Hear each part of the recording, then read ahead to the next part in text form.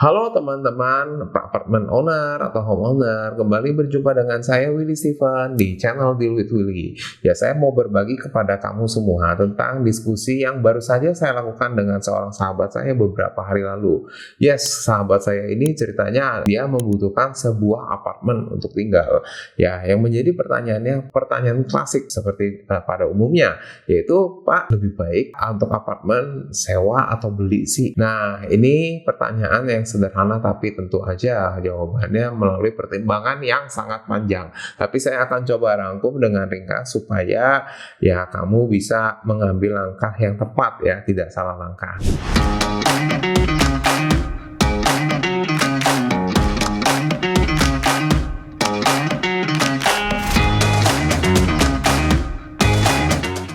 Nah, yang pertama saya mau sampaikan sebelum kamu mengambil sebuah apartemen, yaitu saya mau memastikan juga bahwa apartemen ini memang idealnya ya untuk menempati baik sewa atau beli itu adalah untuk kita yang sudah ya minimal dengan kondisi keuangan kita itu sudah masuk kelas menengah ya. Jadi karena kita tahu ya untuk sewa ataupun beli itu harganya ya sewa pun biasanya rata-rata untuk lokasi-lokasi yang strategis itu sudah di atas rumah kos ya, lebih tepatnya start mulai dari 4 jutaan. Kemudian untuk harga belinya ya tentu saja bervariasi ya. Kemudian selain itu ya setelah kita mengetahui oke, sekiranya kita ya untuk harga sewa ataupun harga belinya kita bisa masuk gitu. Nah, selanjutnya apa yang harus kita pastikan ya kembali lagi saya mengingatkan kepada kamu semua juga ya, pastikan lagi ya kita untuk screening kondisi keuangan kamu ya,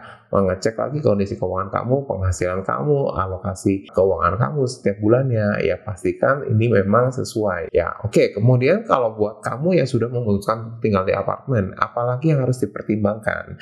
Ya tentu aja kita harus mendapatkan sebanyak-banyaknya data. Kita harus rajin-rajin survei ya dari apartemen satu ke apartemen yang lainnya. Nah tentu aja bukan seluruh apartemen se-Jakarta ya misalnya yang harus kita survei, tapi kita sudah ya dalam satu lokasi itu biasanya kan nggak cuma satu apartemen toh, tapi bisa jadi ada beberapa. Nah di situ kita bisa lakukan beberapa perbandingan. Katakanlah kita sudah memiliki ukuran yang tepat ya kan, tapi dari sini kita juga bisa perbandingkan dari ya sisi ukuran dan harganya ya. Jadi kalau untuk sederhananya memutuskan sewa dan beli, sebelum saya sampaikan apa kelebihan dan kekurangannya ya tentu aja ya dari sini kamu bisa perhatikan dulu dari sisi harga masing-masing dari harga sewa dan belinya. Nah sebelum itu saya ingatkan kepada kamu, kalau kamu sudah merasakan bahwa video ini bermanfaat, jangan lupa ya like dan subscribe dulu ya channel ini ya, dan juga aktifkan lonceng notifikasinya supaya kamu tidak ketinggalan video saya selanjutnya. Ya, sekali lagi perkenalkan saya Willy Steven dan saya berkecimpung di properti sudah lebih dari 10 tahun. Saya akan bantu kamu untuk mendapatkan solusi terbaik dalam semua masalah properti yang kamu hadapi.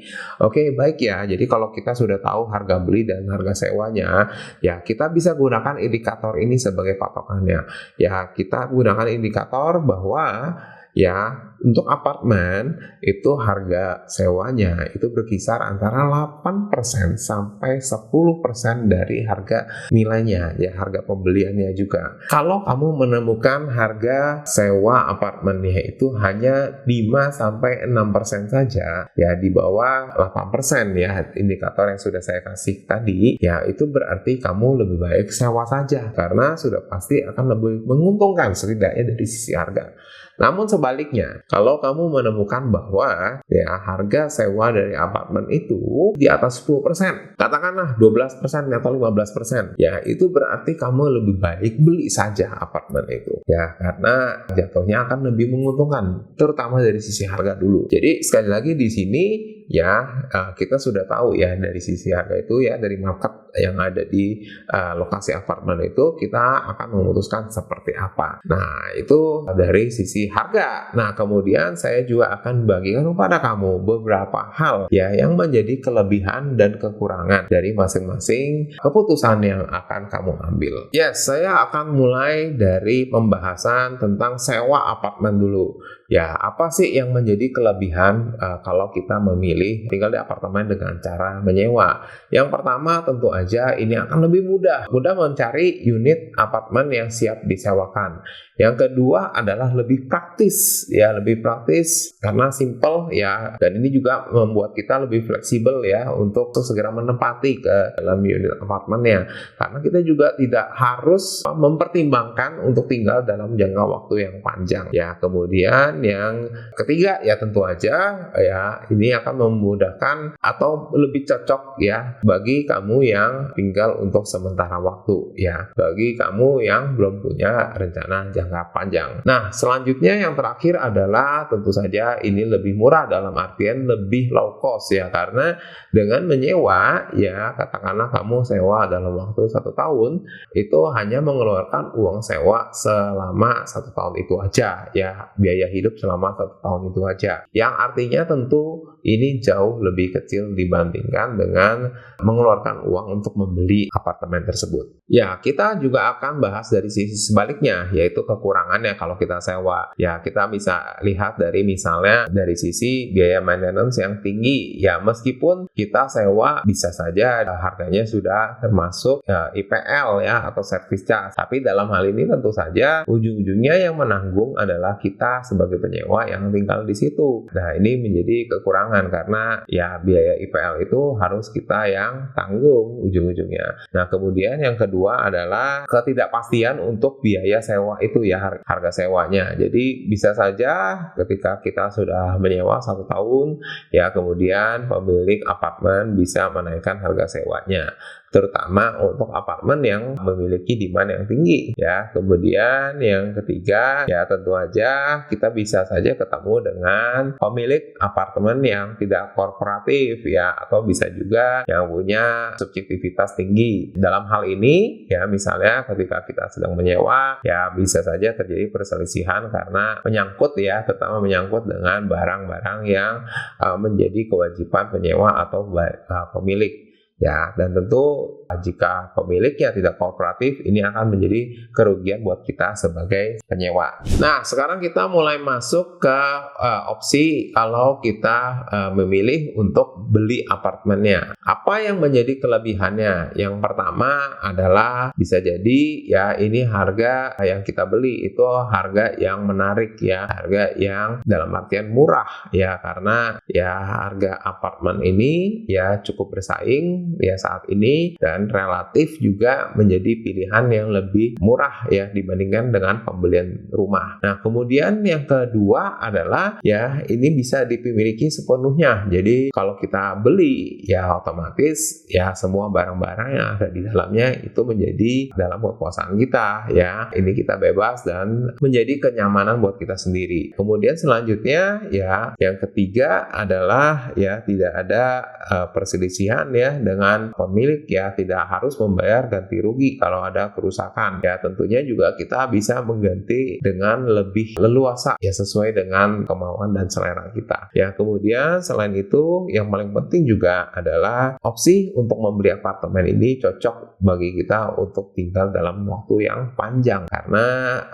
kita tidak diganggu lagi dengan ketidakpastian ya untuk harga sewanya misalnya seperti itu, atau juga tempat di mana kita harus tinggal lagi, tempat apartemen mana lagi yang kita bisa harus cari kalau pemiliknya tidak mau memperpanjang sewanya kepada kita. Tambahan untuk kelebihan dari beli apartemen ini adalah ketika kamu sudah tidak memakai lagi apartemennya, ada opsi untuk menyewakan sehingga kamu juga bisa mendapatkan income sewanya. Kita lanjutkan ya dari sisi kekurangannya. Nah, kalau untuk membeli apa aja sih kekurangannya? Yang pertama adalah tentu aja di awal tidak mudah untuk menemukan langsung unit apartemen yang cocok ya, karena kita mempertimbangkan ya untuk jangka panjang ya, meskipun kita belinya secara cash atau kredit KPA ya, tentu aja ini mengkaitkan kita dengan satu komitmen yang panjang ya, uang yang lebih besar, sehingga ini tentu melalui pertimbangan yang lebih panjang. Nah, kemudian selain itu juga ada yang kedua adalah banyaknya kewajiban-kewajiban kita sebagai pemilik. Misalnya tentu aja dalam hal kepemilikan atau legalitas. Ketika kita memiliki sertifikat yang dasar hukumnya adalah HGB, ya kita kewajiban untuk memperpanjang setiap 20 tahun atau sesuai dengan jatuh temponya HGB. Ya, kemudian selain itu juga ya kita juga punya kewajiban-kewajiban lain ya, seperti terutama yang berkaitan dengan pengelolaan gedung. Nah, kemudian yang ketiga adalah kemungkinan bagi kita ya untuk sulit menjual ya, ketika kita ingin menjual suatu saat. Di saat yang bersamaan kita tetap menjadi kewajiban bagi kita ya untuk membayarkan iuran atau IPL bulanan ya, meskipun kita sudah tidak memakainya. Ya, jadi bagi kamu yang memutuskan untuk tinggal di apartemen, itulah yang saya bisa bagikan pada kesempatan kali ini. Pastikan juga kamu memilih apartemen dengan track record pengelola gedung yang sudah kredibel, dan kamu sudah lihat sendiri ya bahwa gedungnya terkelola dengan baik. Karena untuk kedepannya ya semua peningkatan atau termasuk juga kenaikan harga dari properti apartemen itu semua bergantung dari manajemen atau pengelola apartemennya. Oke, bagi kamu yang betul-betul masih ingin berdiskusi lagi, kamu bisa komen di bawah ini atau juga bisa menghubungi saya ya untuk bisa mendapatkan langkah demi langkah bagaimana kamu bisa membeli properti. Oke, sekian sharing dari saya. Kita ketemu lagi di video selanjutnya. Terima kasih dan bye-bye.